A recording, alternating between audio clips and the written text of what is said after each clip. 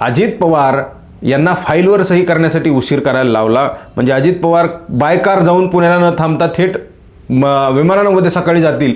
मग त्याचंच हेलिकॉप्टर तू वापर, बाहेरून तू घेऊ नको. आम्ही आत्ताच्या काळामध्ये बरंच काही वेगळं ऐकलेलं आहे. आता ह्याच्यातून ते मला काय सांगण्याचा प्रयत्न करत होते मला तर ते काय माहीत नाही. का हा रिपोर्ट दाबण्यात आला? हा रिपोर्ट जर आतापर्यंत आला असता, तो जर सरकारपर्यंत पोहोचला असता, तर मग काही गोष्टींमध्ये बदल होऊ शकले असते. आणि मग आज आपले अजितदादा, माझे काका हे आज आपल्या सर्वांमध्ये इथं असू शकले असते. त्या हातामध्ये काचेची बाटली असते आणि ती काचेची बाटली अशीच नसते, ती बऱ्याच वेळा चेक केलं जातं आणि त्यानंतर त्यांच्या हातामध्ये ती बाटली असायची. मग दादा प्लॅस्टिक बाटलीवरनं दादा या बाटलीवर का आले? पायलटच्या शेवटच्या एका मिनिटामधला आवाजच आला नाही. जेव्हा ओशेट ओशेट असं शांभवी पाठक यांचा आवाज आला, मात्र कॉकपिटमधला पायलटचा आवाजच आला नाही. तिची काही यंत्रणा असते, ती जाणीवपूर्वक पायलटनं बंद केली का इतर कुणी बंद केली? नमस्कार दर्शको, मराठी महाराष्ट्रामध्ये आपल्या सगळ्यांचं स्वागत आहे. मी संग्राम. मागच्या 28 जानेवारीला राज्याचे उपमुख्यमंत्री अजित पवार यांचा बारामती विमानतळावर विमान अपघातामध्ये मृत्यू झाला. त्या विमानामध्ये 6 जण होते. 6वी व्यक्ती कोण हे अद्यापपर्यंत समजू शकलेलं नाही. DGCAनं सुद्धा 6 व्यक्ती होते की 5 होते याबद्दल कुठल्याही प्रकारचा खुलासा केला नाही. ब्लॅक बॉक्स येतोय, त्याची माहिती संकलन केलं जात आहे. येणाऱ्या काळामध्ये 1-2 महिन्यांमध्ये त्याचा अहवाल येईल. मात्र त्याला खूप अवधी आहे असं कालच्या रोहित पवारांच्या पत्रकार परिषदेमधून आपल्याला पाहायला मिळतं. रोहित पवारांनी जवळजवळ 1 ते 1.5 तासाची पत्रकार परिषद घेतली आणि त्यामध्ये काही गंभीर सवाल उपस्थित केले आहेत. विमान कंपनी, DGCA आणि भारत सरकारला, केंद्र सरकारला सुद्धा काही प्रश्नचिन्ह उपस्थित केले आहेत. युरोपमध्ये ज्या कंपनीला उड्डाण भरण्यासाठी किंवा मग लँडिंग करण्यासाठी बंदी घालण्यात आली, त्या कंपनीच्या विमानाचा जो काही अपघात झाला त्याचा रिपोर्ट अद्यापर्यंत का आला नाही, त्यांच्यावर का कारवाई केली नाही, असाही सवाल उपस्थित केला आहे. त्या विमानाची चौकशी केली असती, त्याचा रिपोर्ट आला असता तर आज माझे काका आणि तुमचे दादा जिवंत असते, असं रोहित पवारांनी म्हटलं. म्हणजे कुठंतरी VSRचा एक होल्ड आहे DGCAवर, असं आमच्या सगळ्यांचं मत आहे. म्हणून एवढा मोठा रिपोर्ट होऊन त्या ठिकाणी तो दाबण्यात आला. मग का हा रिपोर्ट दाबण्यात आला? हा रिपोर्ट जर आतापर्यंत आला असता, तो जर सरकारपर्यंत पोहोचला असता, तर मग काही गोष्टींमध्ये बदल होऊ शकले असते. आणि मग आज आपले अजितदादा, माझे काका हे आज आपल्या सर्वांमध्ये इथं असू शकले असते. पण हा रिपोर्ट न झाला, न त्याच्यावर चेक झालं, कसं घडलं याचा कुठेही अभ्यास त्या ठिकाणी झाला नाही. हा रिपोर्ट आजपर्यंत दाबला असं आमच्या सगळ्यांचं त्याच्यामध्ये म्हणणं आहे. रोहित पवारांनी अजित पवारांच्या काही आठवणींना उजाळा या पत्रकार परिषदेमध्ये दिला. त्यांना जेव्हा अजितदादा गेले त्याच्यानंतर अजितदादा असं का बोलत होते हे मनाला कुठेतरी टोचतंय असं त्यांनी काल बोलून दाखवलं. अजित पवारांनी अलीकडच्या काळामध्ये स्वतःला सुरक्षित ठेवण्याचे प्रयत्न केले होते असं रोहित पवारांच्या म्हणण्यामधून व्यक्त होतं किंवा मग सिद्ध होत आहे. पिण्याच्या पाण्याच्या संदर्भात त्यांनी उल्लेख केला आणि पाण्याची बाटली त्यांनी प्लॅस्टिकची नसून काचेची बाटली ते वापरायचे, बंद झाकण असायचं आणि त्याला एक चेक करणारा स्वतंत्र माणूस असायचा असंही त्यांनी सांगितलं. रोहित पवारांनी पुन्हा एक गोष्ट सांगितली की माझं आणि अजितदादांचं एकदा बोलणं झालं होतं आणि त्यांना मी माझ्या मित्राच्या हेलिकॉप्टरबद्दल बोललं तर तेव्हा ते म्हटले की बरं झालं आता तू त्याच हेलिकॉप्टरनं प्रवास करत जा असं त्यांनी म्हटलं. पुन्हा एक त्यांनी किस्सा सांगितला की आणखी कोणीतरी नातेवाईक आहेत किंवा मग कोणीतरी व्यक्ती आहे त्यांना विमान घ्यायला लावायचं असं जरा अजित पवारांकडून सांगण्यात येत होतं, असं काहीतरी रोहित पवारांनी काल त्या ठिकाणी सांगितलं. मागे सिक्युरिटीचा अधिकारी असतो उभा, तो सुद्धा त्यांचा विश्वासू, त्याच्या हातामध्ये काचेची बाटली असते आणि ती काचेची बाटली अशीच नसते, ती बऱ्याच वेळा चेक केलं जातं आणि त्यानंतर त्यांच्या हातामध्ये ती बाटली असायची. मग दादा प्लॅस्टिक बाटलीवरनं दादा या बाटलीवर का आले असाही प्रश्न पडतो. जेव्हा माझ्या एका मित्राली हेलिकॉप्टर घेतलं होतं, मी दादांना सांगत होतो दादा माझ्या मित्राला एक हेलिकॉप्टर घेतलंय. म्हणलं चांगला आहे, तो तुझा विश्वासू आहे का? म्हणलं हो आहे. मग त्याचंच हेलिकॉप्टर तू वापर, बाहेरून तू घेऊ नको. आम्ही आत्ताच्या काळामध्ये बरंच काही वेगळं ऐकलेलं आहे. आता ह्याच्यातून ते मला काय सांगण्याचा प्रयत्न करत होते मला तर ते काय माहीत नाही.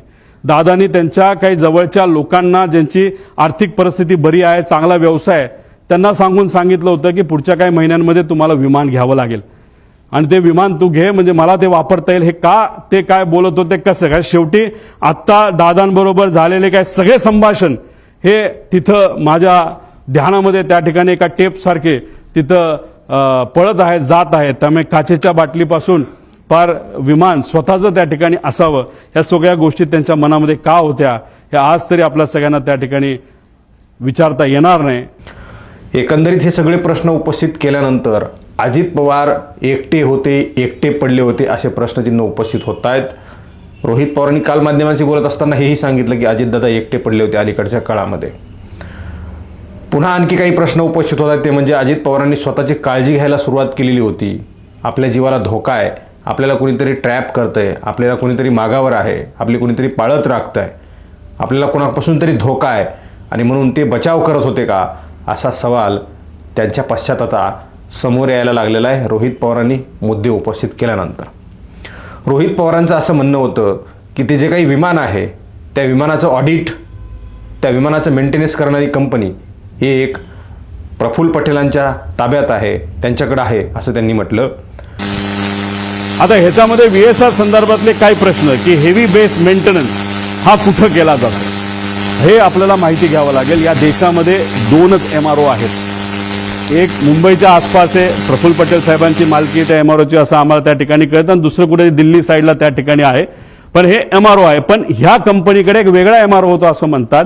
ते स्वतःच्या कंपनीच्या माध्यमातून ही सगळी 27 विमानं ते मेंटेन त्या ठिकाणी करत होते. मग त्यांच्याकडे एक्सपर्ट होते का? जसं तुमच्या कंपनीमध्ये म्हणजे तुम्ही सगळे वेगळ्या वेगळ्या चॅनलचे असला तरी जर 5च चॅनल असतील तर हा रिपोर्टर जास्तीत जास्त या 5 मध्येच कुठेतरी जाणार आहे. मग तिथून नोकरी निघाली की परत 5 मध्ये दुसरीकडे जाणार आहे. तसंच MRO जर 2च असतील तर मग ते लोक कोण आहेत जे लोक या VSR कंपनीमध्ये आज काम करतात? पूर्वी ते कुठं काम करत होते, कोण आहेत ते, कुणी ते सह्या केल्या, रमेश नावाचा माणूस कोण आहे, त्याचा काय अनुभव आहे, तो मेंटेनन्सचा त्याला का प्रमुख केलं, त्याला तुम्ही एन्क्वायरीसाठी घेतलं का तो गायब झालाय, हे सगळे प्रश्न आपल्याला तिथं पडू शकतात. पटेल यांनी आज बोलत असताना तेही कबूल केलं की हो, अजितदादांचं माझं बोलणं झालं होतं. अजितदादा बोलले की पटेल भाई आपली तर आता पुढच्या काही दिवस भेट होणार नाही, आणि नंतर ते थांबले आणि पुन्हा नंतर बोलले असं पटेलांनी काल म्हटलं. अर्थात त्यांच्या फाईलसाठी सही करण्यासाठी पटेल होते आणि पटेलांची ती फाईल होती असं यामधून स्पष्ट होतं. आता 27 तारखेला ज्या ज्या गोष्टी घडल्या होत्या त्या गोष्टी मी बोलून दाखवल्या.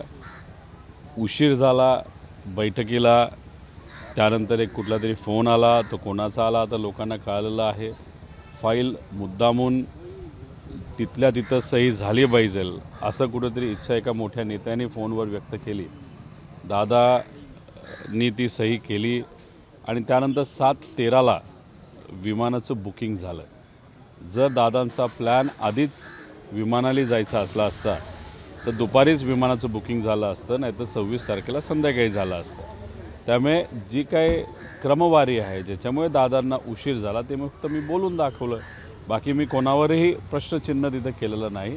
आणि माझं एक प्रामाणिक मत आहे की लवकरात लवकर ह्या सगळ्या गोष्टीची एन्क्वायरी 27 तारखेपासून ते 28 तारखेपर्यंत, आणि जे काही प्रमुख पायलट होते ते पूर्वी कोणाला भेटले, महिनाभर 2 महिने कुठल्या हॉटेलला भेटले, कुठं कुठं गेले होते, या सगळ्या गोष्टींची सुद्धा माहिती काढणं तितकंच महत्त्वाचं आहे.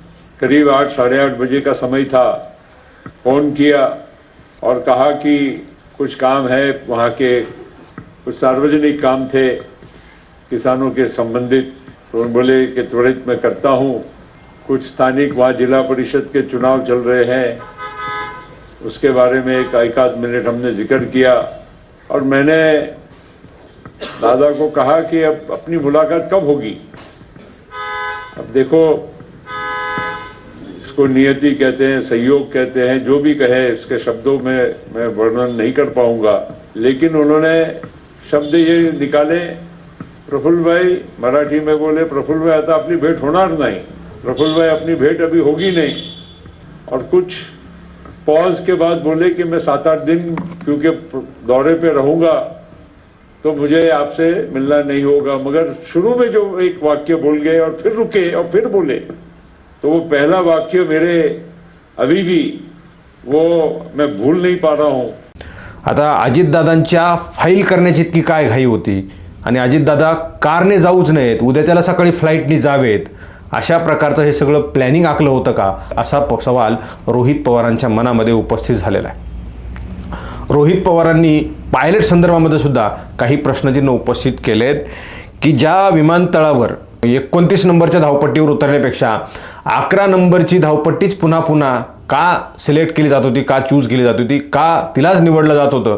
कारण तिकडून प्लेन होतं, सपाट होतं, काही डोंगर खड्डे वगैरे नव्हते. मात्र इकडून 11 नंबरला खड्डे होते आणि तिथं लँडिंग करण्याचं नेमकं काय कारण होतं, का उद्देशानं, कुठल्या उद्देशानं तिथं लँडिंग करायचं होतं. पायलटच्या शेवटच्या एका मिनिटामधला आवाजच आला नाही. जेव्हा ओशेट ओशेट असं शांभवी पाठक यांचा आवाज आला, मात्र कॉकपिटमधला पायलटचा आवाजच आला नाही. तिची काही यंत्रणा असते, ती जाणीवपूर्वक पायलटनं बंद केली का इतर कुणी बंद केली हे का कळलं नाही, किंवा मग कसा काय आवाज आला नाही, असाही रोहित पवारांनी सवाल उपस्थित केला आहे. दुसरीकडे CCTV मधून दाखवलं विमान सरळ जात असताना असं क्रॉस का झालं. मी मागच्या रिपोर्टमध्ये सुद्धा तुम्हाला सांगितलं होतं की मला काही तज्ज्ञांनी सांगितलं जेव्हा विमान क्रॉस होतं तेव्हा असं गृहीत धरलं जाऊ शकतं की विमानाचं एक इंजिन बंद पडलंय आणि त्याच्यानंतर विमान क्रॉस होतं. पुन्हा एक दुसरा व्हिडिओ खाली आल्यानंतर आपल्याला पाहायला मिळाला की विमान थेट खाली पडलेलं दिसलं. म्हणजे लँडिंग होत असताना खरडत गेलं असं नाही, विमान असं इथून पडल्याचं दिसलंय. दुसऱ्या व्हिडिओमध्ये जेव्हा रोहित पवारांच्या पत्रकार परिषदेनंतर एक व्हिडिओ व्हायरल झाला, त्या व्हिडिओमध्ये असं खाली पडल्याचं विमान त्या ठिकाणी आपल्याला पाहायला मिळतं. आणि म्हणून हा घातपात आहे का असा संशय रोहित पवारांसह पवार कुटुंबियांना आहे. रोहित पवारांनी अनेक गंभीर सवाल त्यामध्ये उपस्थित केलेले आहेत. काही चॅट्स त्यांनी दाखवले, जे कोणी कपूर होते ते पायलट, ह्या सगळ्यांचे चॅट्स दाखवलेले आहेत. ज्या कंपनीच्या मालकीचं हे विमान होतं त्यांच्या काही बेजबाबदारपणे वागणुकीबद्दल सुद्धा रोहित पवारांनी सवाल उपस्थित केले. आणि DGCAनं आणि त्यांच्यावर कारवाई न करण्याचा हाही त्यांनी मुद्दा उपस्थित केला की बा कारवाई जर केली असती तर अजितदादा उपस्थित असते. एवढंच नाही तर या कंपनीच्या विमानांमधून अनेक VVIPs त्या ठिकाणी प्रवास करतात. मग मुख्यमंत्री असतील, उपमुख्यमंत्री असतील, काही मंत्री असतील, काही आमदार खासदार असतील, या विमानानं प्रवास करतात. त्यांच्या जीवाला बरं वाईट झालं तर कोण जबाबदार आहे, असंही रोहित पवारांनी म्हटलं. म्हणजे या सगळ्या गोष्टी ज्या आहेत त्या आपल्याला महत्त्वपूर्ण वाटतात. त्याचं कारणही तसंच आहे की अजित पवार यांना फाईलवर सही करण्यासाठी उशीर करायला लावला. म्हणजे अजित पवार बाय कार जाऊन पुण्याला न थांबता थेट विमानांमध्ये सकाळी जातील अशी व्यवस्था या ठिकाणी करण्यात आलेली होती का. अमोल मिटकरींचा पहिल्या दिवसापासून सवाल आहे. जे CCTV फुटेज अजितदादा देवगिरीहून बसले, तिथून विमानात गेले, विमानातून बसल्यानंतर तिथले सगळे फुटेज जे आहे ते आपल्याला मिळणं गरजेचं आहे आणि ते अद्यापपर्यंत मिळालेले नाहीत. रोहित पवारांनी अजून एक गंभीर आणि फार धक्कादायक, देशासाठी राज्यासाठी फार धक्कादायक गोष्ट त्यांनी सांगितली. राज्याचे रनिंग विद्यमान उपमुख्यमंत्री असणारे अजित पवार यांचा विमान अपघात झाला आणि त्यांचा मृत्यूसुद्धा झालेला आहे. त्यांच्याबरोबर काही निरापराध, म्हणजे ते सगळे 5 जण जे आहे ते निरापराध होते आणि त्यांचा मृत्यू झाला आहे. इतकं सगळं झालेलं असताना कुठल्याही प्रकारची कारवाई प्रस्तावित नाही. फक्त CCTV फुटेज गोळा केलेत, पुढे काहीही झालं नाही असं रोहित पवार म्हणतायत. म्हणजे सामान्य व्यक्तीच्या एखाद्या न्यायाच्या भूमिकेबद्दल जर बोलायचं झालं तर मी म्हणतो न्याय हा 0% त्याचा स्तर असेल. कुठल्याही म्हणजे एखाद्या उपमुख्यमंत्र्याला जर अशा प्रकारचा न्याय मिळणार असेल तर सामान्य व्यक्तीचा न्याय हा 0पेक्षाही खाली असू शकतो. असं सगळं चाललेलं आहे. त्यामुळे ममता बॅनर्जी अजित पवारांच्या या अपघातानंतर स्पष्ट बोलल्या होत्या की देशातला नागरिक आणि देशातले नेते अजिबात सुरक्षित नाहीत. त्यामुळे संशय व्यक्त होतोय येणाऱ्या काळामध्ये नेमका काय घडलंय, कसं घडलंय हे आपल्याला पाहायला मिळेल अशी या ठिकाणी अपेक्षा करूयात. तुम्हाला काय वाटतं तुम्ही कॉमेंट बॉक्समध्ये तुमचं मत नोंदवा. मराठी महाराष्ट्र तुम्ही नवीन असाल तर मराठी महाराष्ट्र चॅनलला सबस्क्राईब करा, बेल आयकॉन प्रेस करा. खूप खूप धन्यवाद.